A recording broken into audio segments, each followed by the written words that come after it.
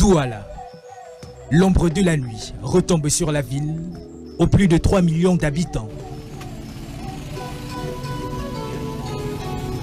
Pour la plupart des gens, l'heure est venue de regagner les domiciles pour rejoindre leur famille après une journée de dur labeur.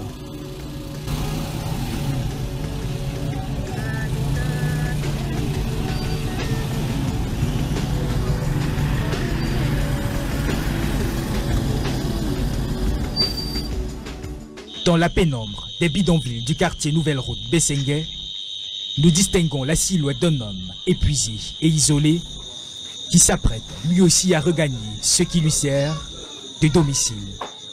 Pourtant, c'est ici que Bouba Ragil réside.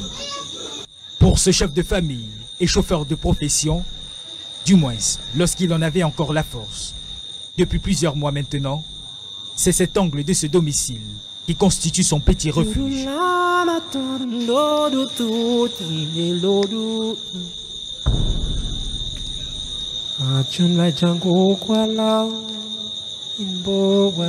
Ces jours et ces nuits, il est passé là,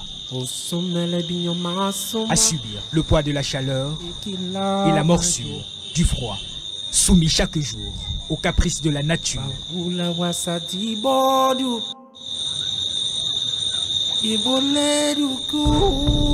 Des jours heureux, Bouba en a connu aux côtés de sa famille. Mais aujourd'hui, il est seul, tout seul.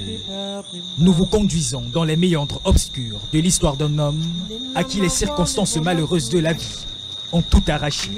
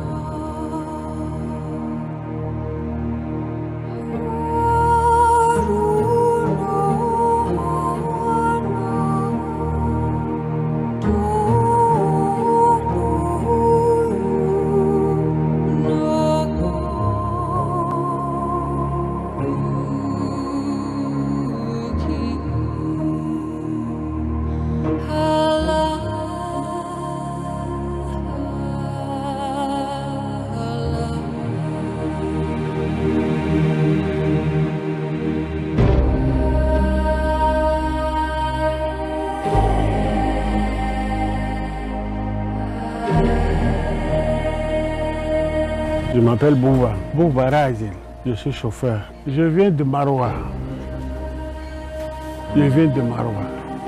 J'ai travaillé à Maroua avec Abinou Adama, le père du beau-fils de l'ex-président. J'ai travaillé avec celui-là. Bon, le travail était fini. Je suis rentré ici avec un dénommé Nazi, un Libanais. J'ai travaillé dans sa boulangerie, on a fait des trucs ensemble. Lui aussi, il est parti au Liban, il est rentré, il est mort. Lui aussi. Alors, j'ai commencé alors avec Aladji Mana Toukour, mon dernier patron. Lui aussi, j'ai travaillé longuement avec lui, pendant 12 ans avec lui. 12 ans. J'allais à Brousse, à Kenju, et au Kadouma, ou à Bamba, tout ça, la Centrafrique, je partais avec le camion.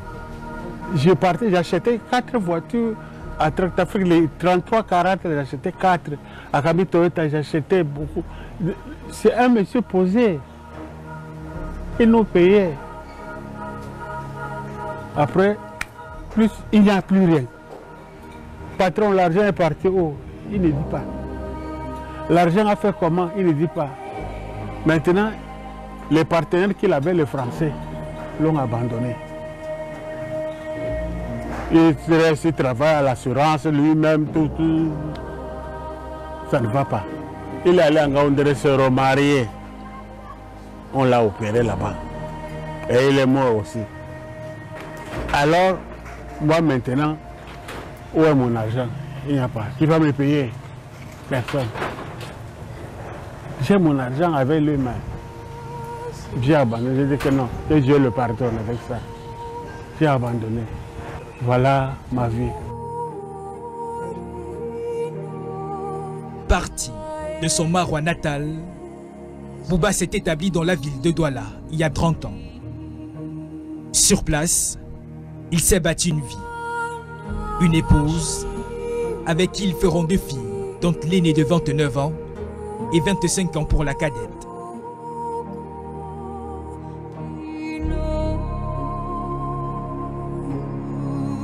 Malgré les turpitudes de la vie, tout allait néanmoins bien pour la modeste famille, jusqu'à ce jour cruel.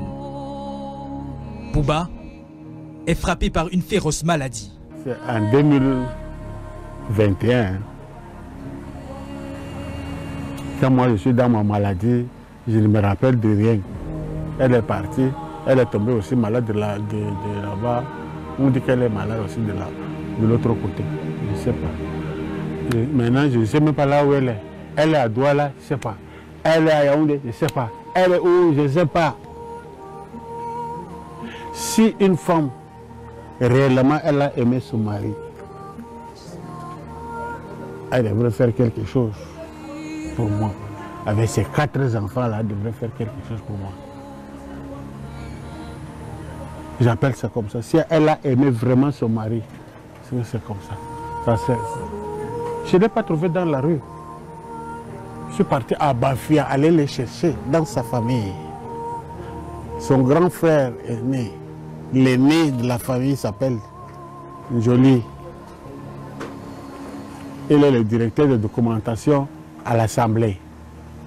Le deuxième qui est mort, il s'appelle Seba. Il est mort, lui aussi. Ce sont eux. Le jour où ils m'ont amené dans leur famille, avec les voitures de l'Assemblée, ils m'ont amené ce que je n'ai jamais eu l'occasion, que je n'aurai jamais. Grâce à eux, je suis monté dans la voiture de l'Assemblée. Les Mercedes sont partis. On a fait 2 jours.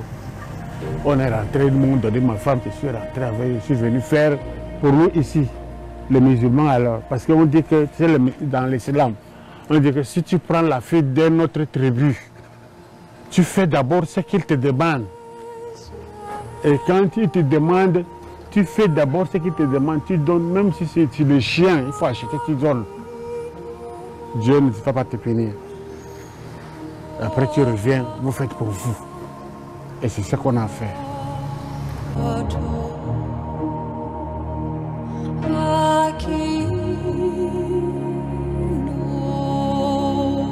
En ce qui concerne mes enfants, je les ai suivis à la lettre. Nourris, soignés, habillés. Tout ce qu'il faut. D'abord, Maître Tiamon en a témoin. Parce que c'est elle qui m'a logé.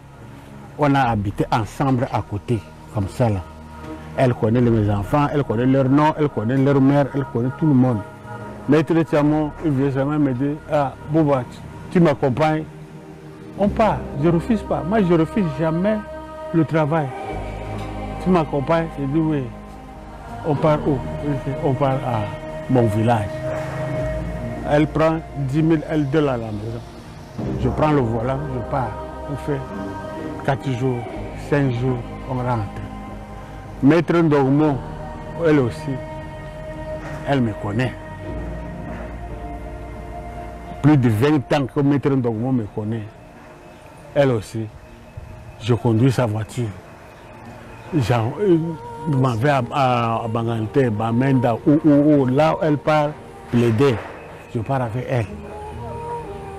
C'est ma maladie là qui a fait en sorte que je ne vaux plus rien. J'ai mal, les reins me font mal, les pieds me font mal.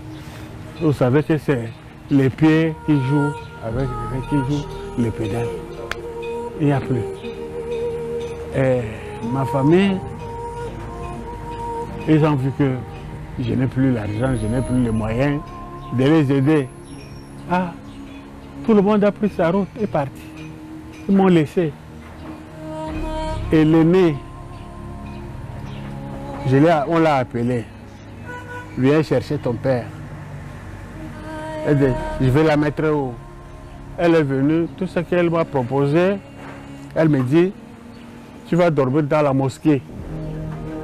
Dans la mosquée, c'est les gens qui sont forts, jeunes, qui dorment dans la mosquée. Ils font quoi? Ils balayent, ils font le nettoyage, toute la propreté, ils font dans la mosquée. Mais moi, je n'ai pas cette force. À mon âge, là, je n'ai pas cette force pour faire tout ça. Elle me dit, alors tu vas rentrer à Maroua. Je dis, mais avec quel moyen? Si vous avez cette moyen-là, donnez-moi, alors je loue ici, je reste là, j'ai fini ma vie ici. Je n'ai plus personne qui m'attend. 15 000. 15 000 peut m'amener à Maroua. Ça finit là, vers toi, ici. 15 000. M'amène où? Les enfants. 15 000 m'amène où? Alors, ils ont fait des enfants, je ne sais pas avec qui. L'aîné a fait un enfant, je ne sais pas avec qui, je ne connais pas qui est son père.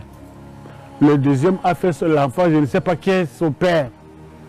J'entends seulement qu'on dit que c'est un bir, c'est tout.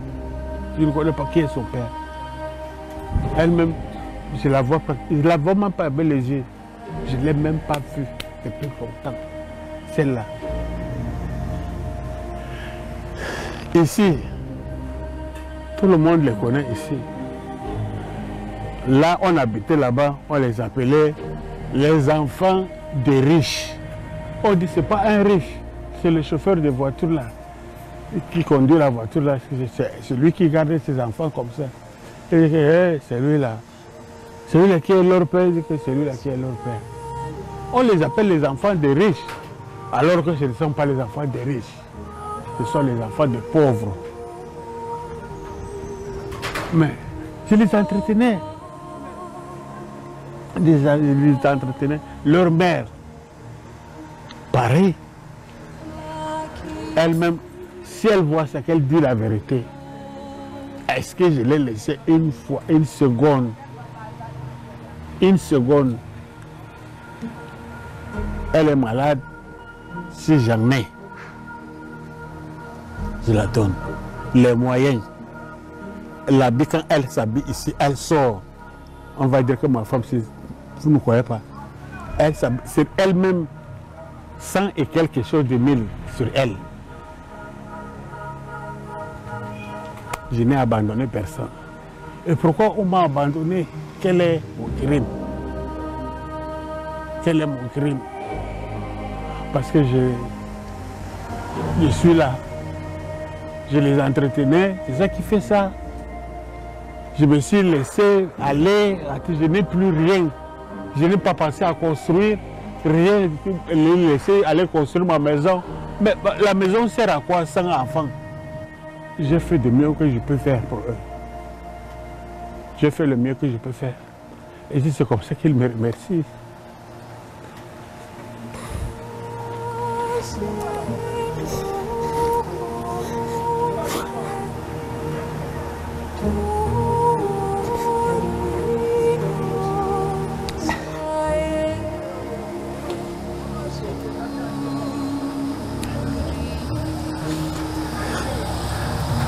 Est-ce que s'il y a quelqu'un d'autre de prendre soin de moi, voilà ces femmes-là, ces femmes de...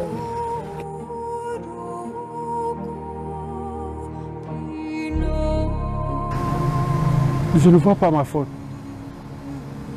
Je ne vois pas. Enfin, selon moi, je ne vois pas ma faute là-dessus.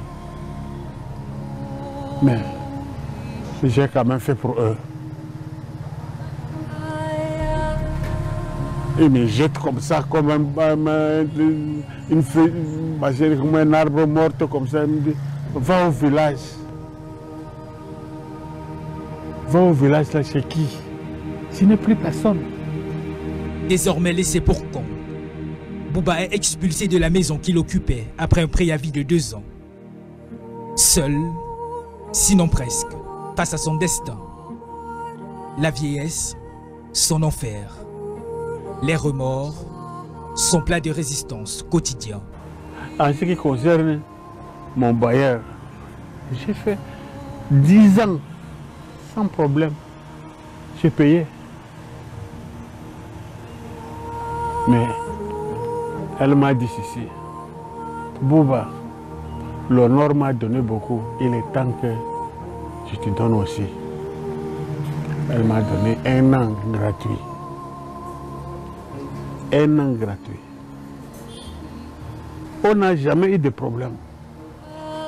Et après, j'ai eu l'accident. J'ai eu l'accident de la voiture.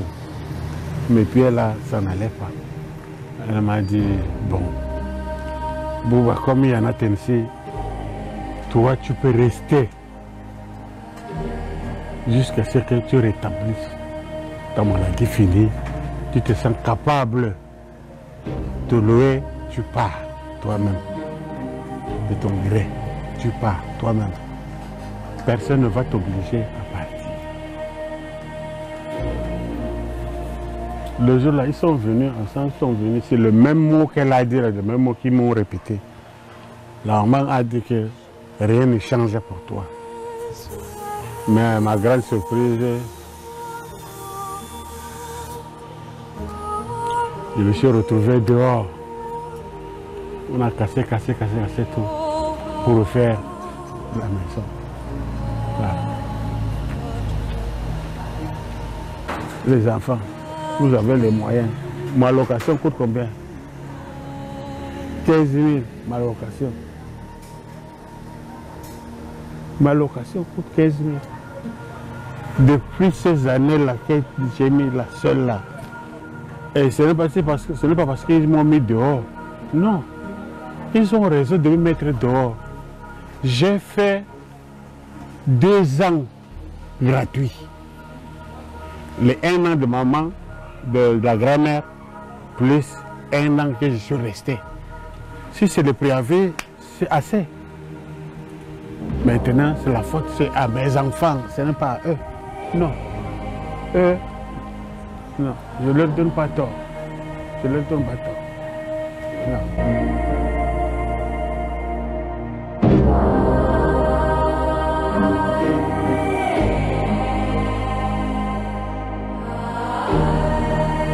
Cet environnement insalubre, un coin délétère de quelques mètres, où il a disposé quelques planches qui lui servent de couchette, est désormais son espace de vie. Un seau pour sa toilette, d'ailleurs irrégulière, qu'il fait une fois la nuit tombée.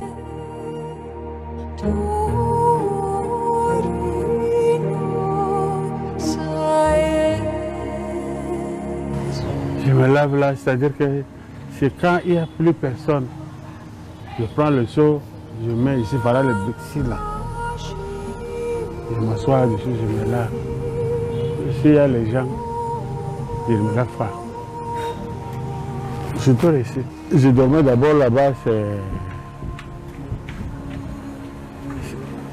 Io, sur le canapé. Il y a un canapé là dehors, je dormais sur ça. Après, ils m'ont dit de quitter. Et je suis quitté. Je suis venu. C'est lui qui a l'endroit ici. C'est lui aussi, il était méchant comme les autres. J'appelle ça comme ça. S'il était aussi pas bon cœur, il aurait aussi de partir. Il pleut ici, puisque le plan là, ça ne part pas au fond. Je me mets à côté, il pleut, quand la pluie est finie, je viens, je me remets ici. Je fais comment? C'est le seul endroit que j'ai eu. C'est le seul endroit qu'ils m'ont laissé dormir. C'est lui qui m'a laissé dormir ici. Je veux un abri là où je peux mettre ma tête aussi au chaud, comme auparavant. C'est tout. Mais derrière, je n'ai plus personne. Même si je tombe malade, personne ne va me regarder. Mon âge, si je vais encore marier, ou bien je vais faire comment. Mais ici, au moins, il y aura une personne qui va me rendre visite. je veux où mettre ma tête ici. À Maroua, ça sera plus pire. Plus pire. Plus pire. La personne qui je comptais sur eux, ils sont deux, le grand frère et petit frère, Aminou Adama. Il est mort. Mana Toukour, son petit frère, il est mort. Ils sont deux. Que je peux compter sur eux. Même si c'est comment, ils ne mériteront pas tomber. Mais ils sont morts.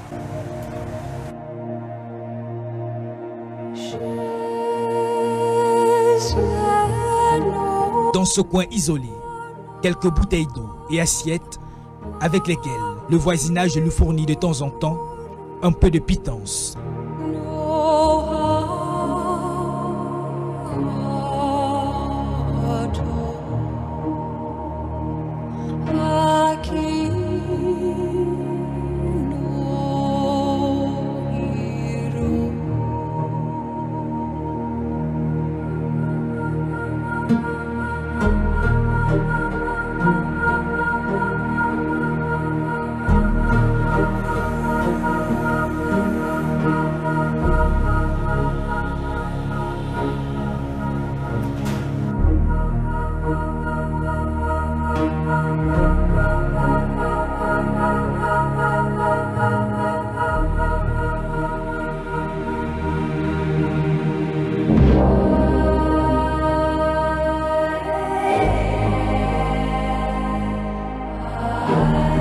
Bouba erre dans les ruelles de ce quartier. Il a même fait du benskin quand il a retrouvé ses forces après sa maladie. Un accident de la voie publique viendra empirer la situation. Bouba est rongé par diverses maladies, en plus d'être sans revenu et sans abri. Son seul espoir, la chaîne de la solidarité que vous et nous formons. Je suis tombé avec la voiture, m'a cogné par derrière, renversée. Elle ne marche pas. Elle ne marche pas. Elle ne marche pas. C'est calé. Elle ne marche pas. Il faut que je me soigne. Il faut que je me soigne. J'ai le mal de rein. Je ne pisse pas bien, je vous ai dit là. Si je fais un pas ici, si le genou m'arrête, je ne pisse pas vite, je pisse sur moi. Ici. Alors, le rhumatisme a rongé tout mon parti. Le rhumatisme. Voilà, regarde comment ça gonfle. Regarde comment ça gonfle. Je ne marche pas sans ma canne. Je ne marche pas avec la canne. Ceux qui me connaissent, me verront avec la canne. Ils seront surpris. Ils vont dire que mais, depuis quand je marche avec la canne? Depuis quand? Mais la maladie m'a rongé. Je ne conduis plus, je ne fais plus rien.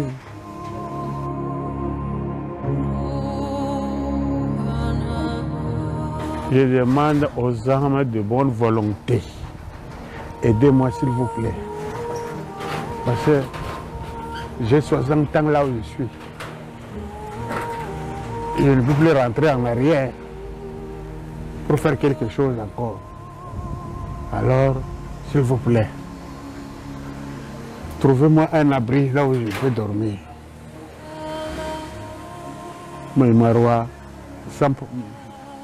je ne pars pas, Maroua. Je ne pars pas à Maroua. Là, je dis ça en direct à Maroua, je ne pars pas. Parce que personne ne me connaît ici. Au moins, je me dis que, ah, si je suis mort, on me dit que, ah, c'est Bouba de l'autre jour là, qui est mort là-bas. Au moins, il y a quelqu'un qui va se précipiter sur mon cadavre. Il faut que je me soigne. Peut-être j'ai une chance, si je me soigne, j'ai guéri. Je peux même peut-être travailler encore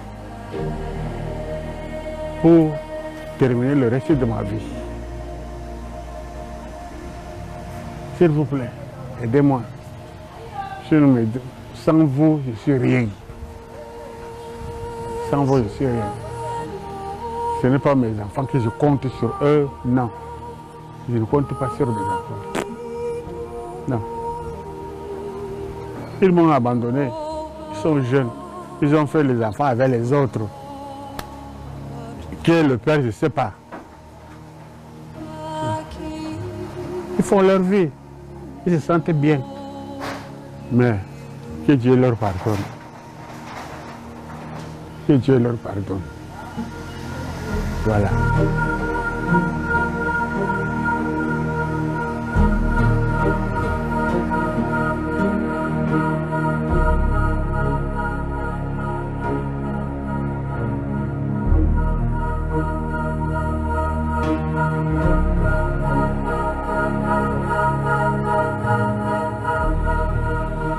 Bouba est bien connu dans le quartier et son histoire n'a de cesse d'émouvoir les personnes qui lui apportent au quotidien leur modeste soutien. En fait, ça fait 6 ans que moi je suis arrivé dans cette cité. Pendant toutes ces années, cette famille, Papa Bouba, sa femme, ses enfants et tout, on les a connus tout naturellement et on était en bon terme en fait. Ses filles et moi, sa maman, tout. Bon, un de ces 4 matins, nous on a appris qu'il est tombé malade. Gravement malade, comme moi je suis parfois pas là. Et les enfants m'ont dit non, il y a Papa Bouba qui est venu à la maison chercher tel papa. Et qu'il ne se sent pas bien, ça ne va pas tout. Quand nous sommes allés le voir, moi j'ai trouvé son cas était critique. Bon, j'ai recensé certaines dames de la cité. Je suis allé là-bas, toujours dit que depuis que sa famille l'a abandonné, c'est nous qui s'occupons de lui. Où il vivait avant, comme il vous a si bien dit, c'est ma belle grand-mère qui était la bailleresse ici, là. Elle est décédée en février. Et avant de décéder, elle lui avait laissé un bon bout de temps de vivre là-bas sans payer, puisqu'il était, comme on peut dire, au quartier, son meilleur client. Fait 10 ans quand même, quelqu'un, c'est pas donné. Bon, après les 10 ans, il y a la famille qui s'est levée. Ils lui ont dit non, là tu es à Milan, tu es à 10 ans et puis 2, ça fait 12 ans. Là, tu es malade, on ne sait pas. Tout peut t'arriver ici. Bon, nous, on préfère que tu rentres en famille chez toi. Il nous raconte que non, présentement, lui, il ne sait pas où il peut aller. Il n'a plus de famille. Au village, dans sa ville natale, il n'a plus personne. Ses frères sont morts et tout. C'est où j'ai interpellé l'une de ses filles, la première, l'aînée. Je l'ai appelée. Dès que je l'ai appelée, elle me dit, Viviane, si c'est par rapport à mon père, je ne viens pas. Je lui dis, non, tu vas venir. Je lui ai dit, tu vas venir. J'ai insisté. Elle me dit, si je viens, que tu vas venir, je t'attends, je suis à la maison. Elle est arrivée à la maison. J'étais à la maison, j'ai appelé, j'ai toujours pris mes voisines en témoin. Elle est venue, elle nous a même pas laissé parler. Moi, je lui ai dit, toi, quand toi tu vois la situation de ton père, qu'est-ce que tu penses de ça? Une jeune fille comme toi, tu vis bien, tu dors bien, et ton père, regarde dans quelles conditions est-ce qu'il dort, il dort un peu partout, c'est normal.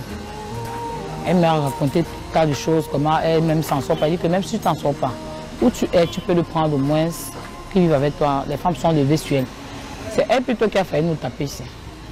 Et moi, je lui avais dit, ok, comme tu ne veux donc pas coopérer, nous, on va changer de phase et j'espère que ça ne va pas vous déranger en famille. Parce que nous, on ne peut pas voir un papa de son âge souffrir comme ça. Au milieu de nous aussi, il y a les petits-enfants. Et une personne de 3e âge déjà, il fait des jours, des semaines sans se laver. Même les odeurs corporelles qui sont en lui, ce n'est pas une insulte. Ce n'est pas bon pour l'environnement. Il y a les petits-enfants et tout, la santé, c'est pas... Et ça, c'est pas un milieu trop classe, comme vous voyez, comme vous avez pu constater. Donc ici, personne n'a vraiment, tout le monde se défend. Elle a voulu nous convaincre, comment elle a demandé à son père d'aller vivre à la mosquée et tout.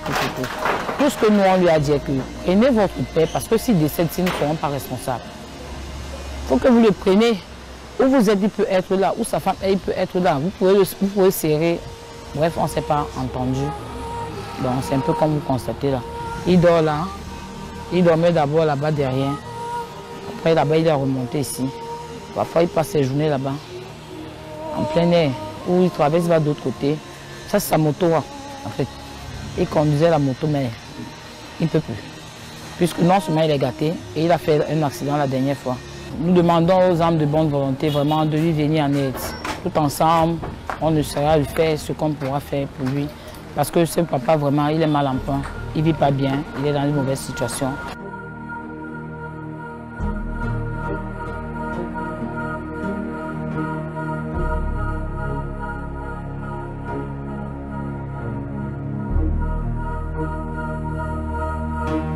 L'histoire sombre et dure de Bouba choque plus d'un. Le papa s'est devenu avec toute sa famille, sa femme et ses enfants. C'est des moments où on est là avec sa famille, avec ses enfants, on était là.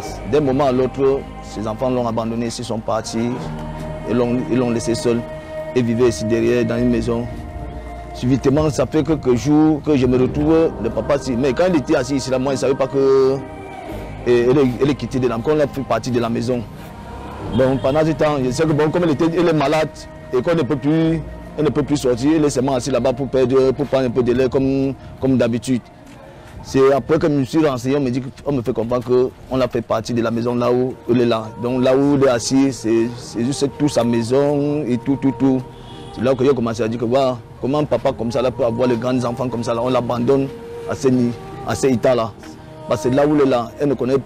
Donc là où elle est là, sa vie est finie. Il n'y a que le voisinage comme ça là, que tu vois les assiettes devant elle. C'est le voisinage qui lui fait à manger et tout. Là où elle est là, c'est sa part de maison et c'est tout. Là où elle est là, elle est seulement assise là où vous le voyez, elle est malade.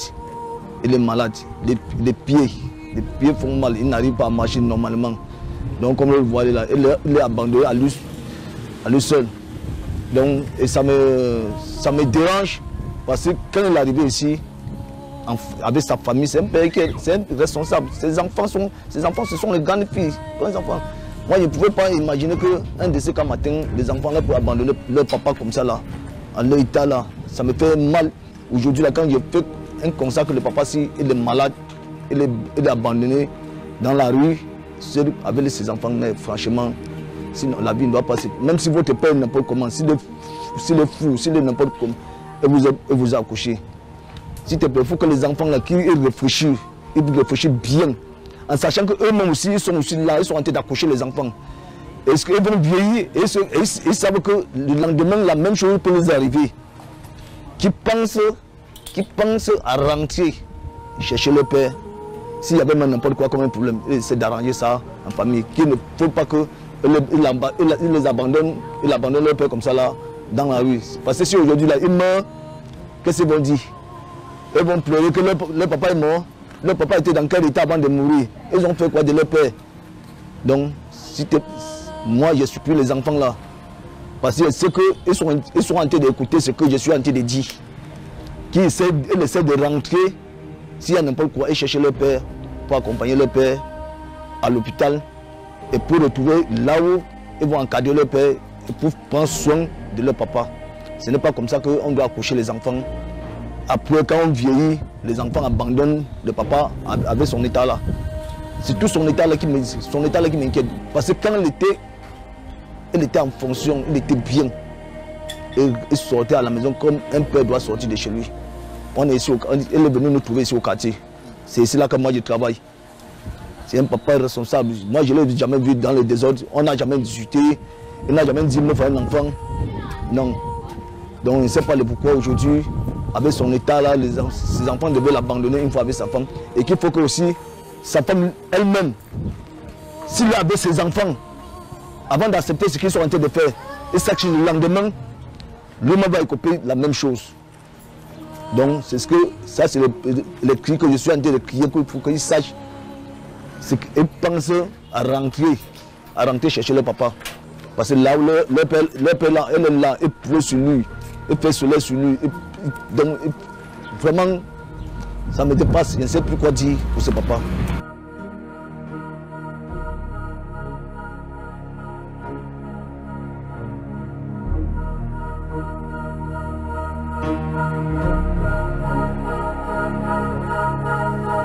Ainsi va la vie de ces sexagénaires. Hier, feuillage vert, aujourd'hui, au pied de l'arbre, telle une feuille morte. Bouba mérite cependant quelques attentions. Bouba Ragil a besoin de nous. Il a besoin du minimum pour un abri et pour ses soins.